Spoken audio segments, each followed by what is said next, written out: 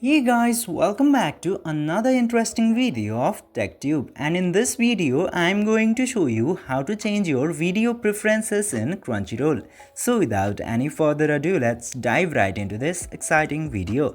Now, in order to change your video preferences into Crunchyroll, you just simply have to open the Crunchyroll application, and after opening the Crunchyroll application, it will open this homepage for you. You just simply have to go into this account tab at the bottom right corner in order to change your video preferences. Just simply tap into there, and after coming into the account tab, you will directly see this viewing preferences into very top.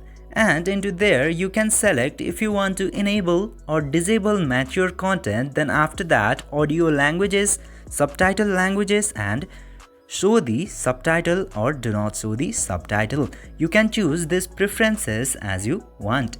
By following these very easy steps, you can easily change your preferences into Crunchyroll. I hope this video was helpful for you. If yes, don't forget to like, share and subscribe to the channel to never miss another update.